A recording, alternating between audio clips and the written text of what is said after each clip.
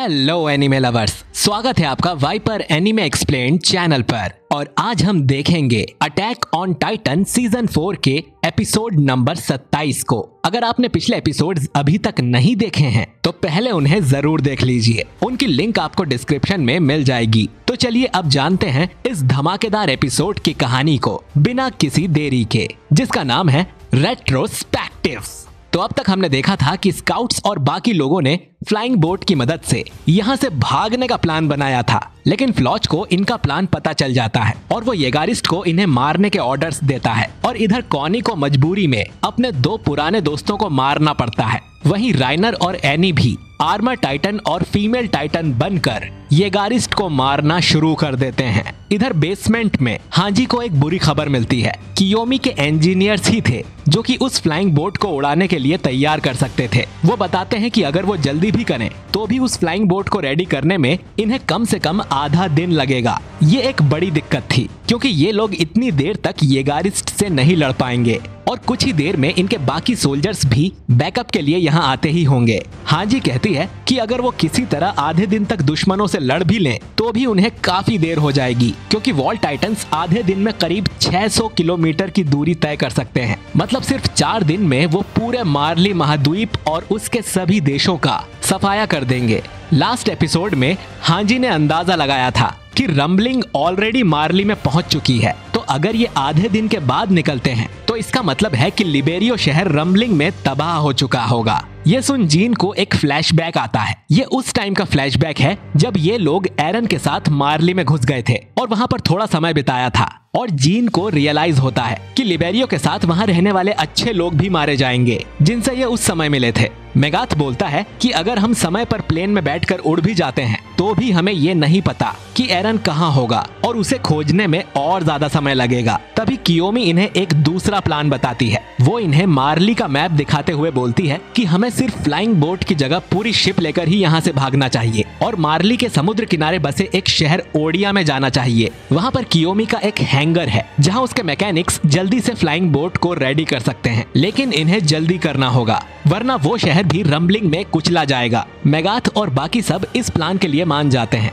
क्योंकि वो लोग अब ज्यादा देर यहाँ नहीं रुक सकते थे। हांजी बाकी सबको नए प्लान के बारे में बताने जाती है। इसके बाद मिकासा एनी और राइनर के पास जाकर उन्हें बताती है कि अब वो लोग पूरी शिप लेकर भागने वाले हैं, तो उन्हें कियोमी और उसके मैकेनिक्स को प्रोटेक्ट करना है। फिर मेगाथ बाकी सबको लेकर शिप की तरफ भागने लगता है। वहीं मिकासा और हांजी दुश्मनों को मारकर उन्हें प्रोटेक्ट करने की कोशिश करते हैं। फ्लॉच के ऑर्डर पर सभी येगारिस्ट कियोमी और उसके साथियों पर अटैक करने लगते हैं, लेकिन राइनर उनके सामने शील्ड की तरह खड़ा था। लेकिन इससे राइनर को कुछ थंडर स्पीयर आके लग जाते हैं। इसके बाद एनी भी कियोमी को बचाने के लिए अपना हाथ आगे कर देती है, लेकिन थंडर स्पीयर्स की वजह से उसका एक हाथ ही कट जाता है। इसके बाद येगारिस्ट ढेर सारे थंडर स्पीयर एनी के मुंह पर मारते हैं, लेकिन राइनर खुद सामने आकर उसे बचा लेता है, ठीक जैसे उसने पहले एपिसोड में जीक को बचाया था। अब ये सब देख फ्लॉच को इनका नया प्लान समझ आ जाता है कि ये लोग शिप लेकर भागने वाले हैं, तो वो सभी येगारिस्ट को बोलता है कि वो अपने थंडर स्पीयर से शिप पर अटैक कर उसे पानी में डुबा दें।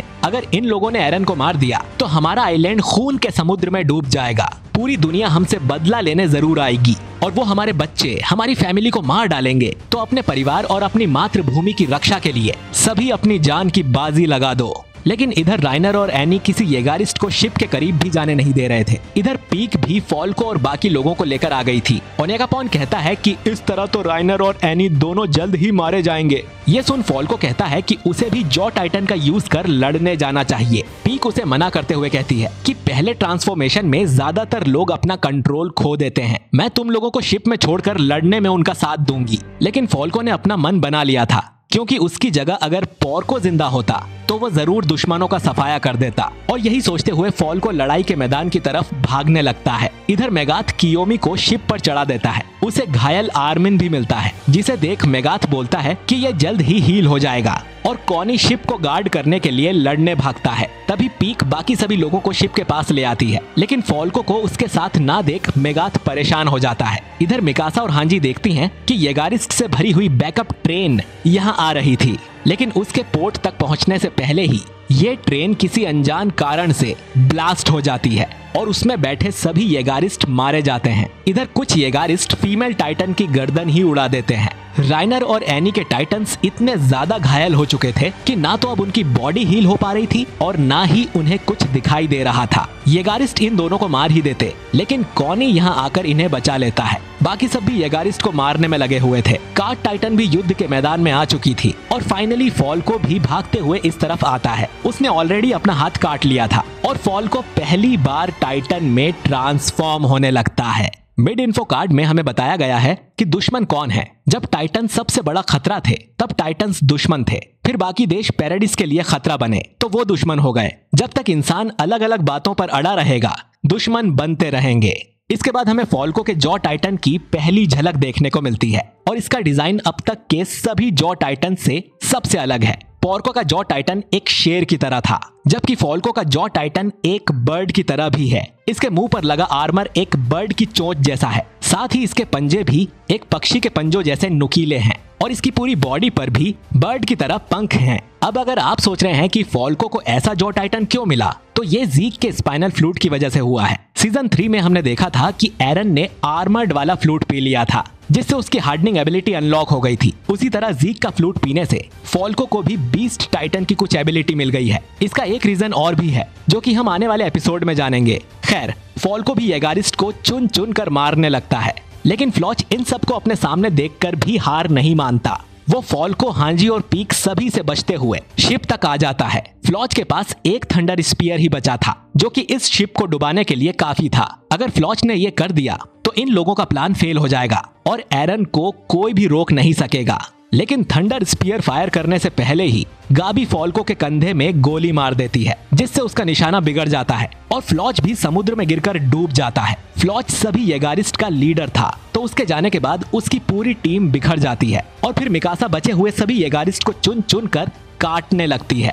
मिकासा ने इस एपिसोड में इतने ज्यादा इंसान मारे हैं जितने आज तक शायद कैप्टन लिवाई ने भी नहीं मारे होंगे। मिकासा इन सभी के खून से नहा चुकी थी और बाकी येगारिस्ट मिकासा से डरकर यहाँ से भाग जाते हैं और उनकी लड़ाई खत्म हो जाती है। खैर, इधर शिप रवाना होने के लिए रेडी हो गई थी, लेकिन फॉल्को अपने टाइटन से कंट्रोल खो देता है और कार्ड टाइटन पर ही अटैक कर देता है। हमने एरन को भी एक बार अपने टाइटन से कंट्रोल खोते देखा था, लेकिन मेगाथ फॉल्को को काट कर उसे उसके टाइटन से बाहर निकाल लाता है। इसके बाद ये एनी, राइनर और बाकी सभी लोगों को लेकर शिप में बैठ जाते हैं, लेकिन मेगाथ इनके साथ नहीं जाता और एक अधूरा काम पूरा करने के लिए अकेला यहाँ रुक जाता है। दो येगारिस्ट मेगाथ को देख उसे मारने वापस आते हैं, लेकिन तभी यहाँ एंट्री होती है कीथ की, जो उन दोनों येगारिस्ट को काट देता है। वो ये भी रिवील करता है कि येगारिस्ट से भरी हुई ट्रेन भी उसी ने डिस्ट्रॉय की है। कीथ मेगाथ से पूछता है कि वो यहाँ से गया क्यों नहीं, जिस पर मेगाथ पास में रखी एक मार्ली बैटलशिप की तरफ इशारा करता है। हम जानते हैं कि पिछले 3 सालों में मार्ली की भेजी हुई सभी बैटलशिप्स को पैराडिस के लोगों ने कब्जे में ले लिया था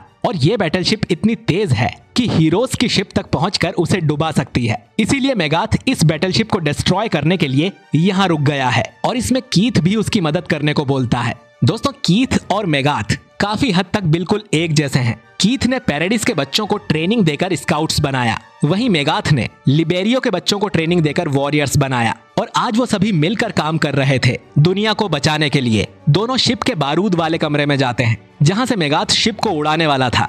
मेगाथ कीथ से पूछता है कि वो उनका साथ क्यों दे रहा है, जिस पर कीथ बताता है कि उसने आर्मिन और मिकासा को शिगांशिना से भागते हुए देखा था और उनके साथ एनी भी थी, और ये देख मैं तुम लोगों का सारा प्लान समझ गया था कि तुम एरन को रोकने वाले हो और मेरे स्टूडेंट्स कितने समझदार हो गए हैं। इस बात ने मेरा दिल छू लिया था और फिर मैंने भी लड़ने का फैसला किया और उस ट्रेन को ब्लास्ट कर दिया। दोस्तों, ये दोनों ही जान गए थे कि ये अब मरने वाले हैं। दोनों को ही इसका कोई डर नहीं था, बल्कि कीथ को खुद पर गर्व था।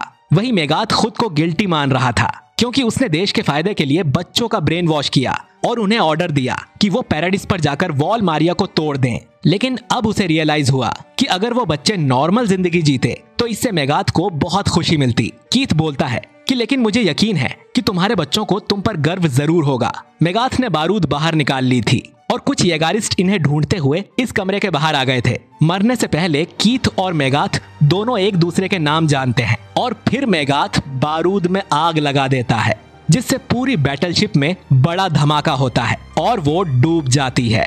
ये देख सभी लोग शॉक में थे और गाबी मेगाथ की मौत पर रोने भी लगती है, लेकिन इन्हें ये नहीं पता कि मेगाथ के साथ कीथ भी मारा गया और उसने ही बैकअप ट्रेन को डिस्ट्रॉय कर इनकी जान बचाई थी। ये राज भी उसी के साथ चला गया। कुछ घंटों बाद जब एनी और राइनर हील हो जाते हैं तब हांजी एनी और बाकी सबको समझाती है कि उन्हें प्लान चेंज क्यों करना पड़ा और अब वो लोग लिबेरियो को बचाने के लिए कुछ भी नहीं कर सकते। ये सुन कि अब तक एनी के फादर रम्बलिंग में मारे गए होंगे, एनी नीचे बैठ जाती है। एनी रम्बलिंग सिर्फ एक रीजन के लिए रोकना चाहती थी और वो थे उसके फादर, लेकिन अब उसमें जीने की चाह भी खत्म हो गई थी। हांजी उसे समझाती है कि मेगाथ ये बात जानता था कि अब मार्ली या लिबेरियो को बचाया नहीं जा सकता, लेकिन फिर भी उसने अपनी जान दे दी ताकि हम लोग एरन को रोक सकें और बाकी लोगों की जान बचा सकें, उन अनजान लोगों को बचा सकें जिन्हें हमने कभी देखा भी नहीं है। अब ये सुन एनी मिकासा से फिर से पूछती है कि क्या वो एरन को मारने के लिए तैयार है? अगर मैं उसे मारने जाऊं तो तुम मुझे रोकोगी तो नहीं? क्योंकि अब मैं तुमसे लड़ना नहीं चाहती।